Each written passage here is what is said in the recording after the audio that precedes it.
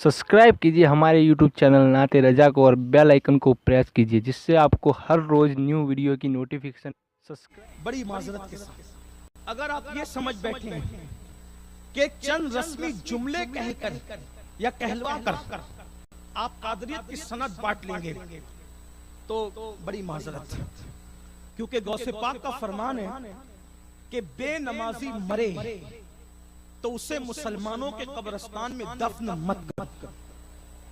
जब गौसे पाक बेनमाजियों को मुसलमानों के कब्रिस्तान में पसंद नहीं करते तो गौसे पाक बेनमाजियों को सिलसिले कादरिया में कैसे पसंद फरमाएंगे। नंबर 2, दामने गौसे पाक को बदनाम मत करो। रात की तारीखों में जिना की फिल्में देखने वालों, शराब के अड्डों को आबाद करने वालों, गलियों में बैठकर नन्हे नन्हे बच्चों के सामने जुआ खेलने वालों, औरतों पर पाप की नजरें डालने वालों, गौसे पाक फरमाते मेरा जो मुरीद है वो गुनाह कबीरा नहीं करेगा। क्यों? क्योंकि उसकी किस्मत में जो गुनाह कबीरा लिखा होता है अक्सर मैं ऐसा करता हूं कि उसको ख्वाब में दिखाकर उसको हकीकत में गुनाह कबीरा से बचा लेता हूं। यानी जानबूझकर कस्तन वो गुनाह कबीरा नहीं करेगा। उसके सबूत में एक रिवायत बयान की जाती है कि गौस पाक का एक मुरीद था और उसने ख्वाब में देखा कि उसने कई मर्तबा बदकारी की और बदकारी का असर ख्वाब में भी उसके वजूद पर जाहिर हुआ। जब वो बेदार हुआ तो बेदारी में भी बदकारी का यानी जिना का असर उसके वजूद पर था जो ख्वाब में उसने किया था। गुस्ल किया, डरते डरते खानकाह कादरिया गौसे आजम की खानकाह में पहुंचा। सोचा हजरत को बताऊं कैसे कि मैंने ऐसा ऐसा ख्वाब देखा और ख्वाब में बदकारी की। इससे पहले कि वो बताता गौस पाक ने फरमाया बेटे जो मेरा मुरीद होता है वो जो बड़े गुनाह करने वाला होता है मैं उसको ख्वाब में दिखाकर हकीकत में उसको बचा लिया करता हूं। अब आप मुझे बताएं कादरी कहते हो, फिर ये गंदी फिल्में क्यों, जुआ के अड्डे क्यों, शराब के अड्डे क्यों, ये औरतों पे बदकारी की नजरें क्यों, सूद के धंधे क्यों, झूठ क्यों, गीबत क्यों, इसके उसके चक्कर में हसद और जलन और तकब्बुर का शिकार क्यों। सरकार गौसे पाक में इरशाद फरमाते हैं जो झूठ बोलता है झूठ अल्लाह उसकी इबादतों को उसके मुंह पे मार देता है, उसकी इबादतें पलटा दी जाती है। हसद करने वालों की इबादतें पलटा दी जाती है, तकब्बुर करने वालों की इबादतें पलटा दी जाती है, झूठी कस्में खाने वालों की इबादतें पलटा दी जाती है। सजदे करके गुरूर मत करना, सजदों की कबूलियत भी किसी चीज पर डिपेंड करती है। आज सूद बहुत आम हो रहा है और बहुत आसानी के साथ लोग हजम कर रहे हैं। जिनकी दाढ़ियां वो भी, हाजी भी, नमाजी भी, मस्जिद के ट्रस्टी भी, मदरसे के मुतवल्लियान भी, बड़े बड़े मुखज्जरान कौम मिल्लत भी, सब ऐसे नहीं है लेकिन अक्सर के कदम जा रहे हैं। और गौसे पाक फरमाते हैं मुझे ये मकाम मिला इसलिए कि मैं सच बोलता रहा, हलाल खाता रहा, अल्लाह ने मर्तबा अता फरमाया। हलाल कहाँ है, सच्चाई कहाँ है? अब तो लोग इसको गुनाह भी नहीं समझते। अल्लाह के रसूल ने फरमाया जिसने सूद का एक लुकमा खाया गोया उसने अपनी माँ के साथ 36 मर्तबा जिना किया। फिर भी लोग सूद खा रहे हैं, सूद के धंधे कर रहे हैं। तो अर्ज क्या कर रहा था, सरकार गौस पाक के दामन को बदनाम न करो। हमने तो गौस पाक का दामन चाहते हुए कस्तन शौक से पकड़ा है। अरे दामने गौस को बदनाम न करो, गौस पाक का दामन वो है। गौस पाक बहुत कीमती कपड़े पहनते हैं, बहुत कीमती, इतने कीमती पहनते थे कि बादशाह वक्त को भी इतने कीमती कपड़े मैसर नहीं होते थे। इतने कीमती, बहुत बड़े ताजिर थे गौस पाक। हम लोग ये समझते हैं कि जो वली होगा बेचारा वो सबसे गरीब होगा शहर में, और हम तो अल्लाह वालों को सिर्फ भिखारी देखना चाहते हैं। अल्लाह का कोई वली भिखारी नहीं मिलेगा। अल्लाह का हर वली लेने वाला नहीं बल्कि देने वाला था।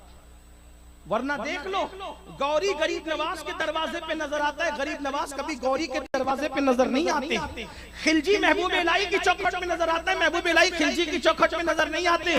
अब्बासी बादशाह मेरे गौस की चौखट पे नजर आते, गौसे पाक उनकी चौखट पे नजर नहीं आते। मुसलमानों कहाँ जा रहे? गौस पाक बहुत मालदार थे, इतने कीमती पहनते थे, बादशाह कोई मैसर नहीं। और दुबले पतले थे, दुबले पतले। بڑی بڑی آنکھیں، گول چہرہ اور داڑھی گول تراشی ہوتی تھی اور سینے تک چوڑا سینہ اور بہت تیز آواز تھی، اونچی آواز. جب خطاب کرتے تھے نا تو پہلا بندہ یہاں بیٹھ کر جو سن رہا ہے 70 ہزار کا مجمع ہوتا تھا. جو پہلا سنتا تھا وہی آخری والا سنتا تھا. اور جب کہتے تھے تو ہم لوگ تو بہت نرمی اور پیار سے کہتے، پیارے آقا کے پیارے دیوانوں، پیارے اسلامی بھائیوں، ہے نا، بہت پیاری. اس لیے کہ سخت بولیں گے تو دوبارہ بلائے گا کون. غوث پاک کہتے تھے او منافقوں، او ملحدوں، فرماتے تھے سدھر جاؤ ورنہ تمہیں قتل کر دوں گا، سدھر جاؤ ورنہ تمہیں تباہ کر دوں گا. وہ بہت. اور پھر کہتے تھے میرے خون کی گرمی مجھے یہ کہنے پہ مجبور کرتے میں حق کہوں گا. ایک مرتبہ بادشاہ کہہ دیا کہ تو ٹھیک ہو ورنہ تجھے قتل کر دوں گا. بادشاہ کہا کرتے رہتے ٹھیک ہے ورنہ تجھے. یہ جرأت تھی غوث پاک کی. تو بات کیا کر رہا تھا، غوث پاک بڑا قیمتی لباس پہن کے جنگل سے اکیلے جا رہے. وہاں کوئی سیکورٹی ہٹو بچو والا معاملہ نہیں ہوتا، اکیلے جا رہے. ٹائم پورا ہوا، مجھے اس کا خیال ہے، بات سن لیں، بات پوری ہو رہی. اکیلے جا رہے. ایک چور تھا بغداد کا، رات بھر ادھر ادھر بھٹکتا رہا، کچھ ملا نہیں. توجہ قادریو، توجہ، دامن غوث کیا ہے، جسے مل جائے اس کا بیڑا پار ہے. غوث پاک کہتے ہیں میرے مرید پر میرا سایہ ایسے ہے جیسے آسمان کا سایہ زمین پر ہوتا ہے. فرماتے ہیں جو میرا مرید ہوتا ہے اس کو ٹھوکر لگتی ہے، میں گرنے سے پہلے ہاتھ پکڑ کر اس کو بچا لیا کرتا. غوث پاک کو سمجھا کیا ہے، غوث پاک کو سمجھا کیا ہے. اللہ اکبر. سنو، مرشد غوث پاک اکیلے جا رہے ہیں. چور رات بھر محنت کر کے تھک کے بیٹھا ہے، کچھ نہیں ملا. حضرت کو جاتے دیکھا، کیا قیمتی جبہ پہنا حضرت نے، اسی کو اتار لوں گا. حضرت تو اکیلے، دن بھر کا خرچہ تو نکل جائے گا. خالی ہاتھ جانے کی بجائے جبہ ہی چھین لو حضرت کا. پیچھے سے گیا اور جبہ پکڑا. صحیح نیت سے پکڑا تھا، بولو صحیح نیت سے پکڑا، قادری بننے کی نیت سے پکڑا نہیں، چوری نہیں، ڈکیتی کی. کیونکہ چوری چپکے سے چرانے کو کہتے ہیں اور ڈکیتی چھیننے کو کہتے ہیں. چوری سے بڑا درجہ ڈکیتی کا ہے نا. اسی لیے آقا علیہ السلام فرماتے جو بنداوتی کسی کے یہاں جائے وہ چور بن کر جاتا ہے اور ڈاکو بن کر نکلتا ہے. یہ ہے تو چوری سے جو کام کیا جائے اس کو چوری کہتے ہیں. لیکن وہ چوری نہیں کر رہا تھا، ڈکیتی کر رہا تھا. اس نے جبہ پکڑا پیچھے سے، وہ غوث پاک تھا. غوث پاک کہتے ہیں تم سدھرو گے نا میں تمہیں سدھاروں گا، نہیں سدھرو گے نا، یہ غوث ہے، انہی کو غوث اعظم کہتے ہیں. نہیں سدھرو گے نا میں تمہیں چھوڑوں گا نہیں، تمہیں سدھارنے کے لیے محنت کروں گا.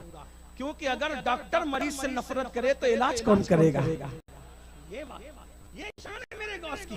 تو غوث پاک کا جبہ اس نے پیچھے سے پکڑا، نگاہیں اٹھ گئی اور کیا کہتے اللہ عبد القادر کا دامن پکڑ لیا ہے، اب دامن کی لاش تیرے ہاتھ میں ہے. اتنا کہنا تھا، وہ چور کو اللہ نے اسی وقت مقام قطبیت عطا فرمایا. میرے بھائیوں، چور اگر دامن پکڑ لے تو قطب بن جاتا ہے. آپ نے کیسا دامن پکڑا ہے بمبئی والوں، آپ نمازی بھی نہ بن سکے. السلام علیکم.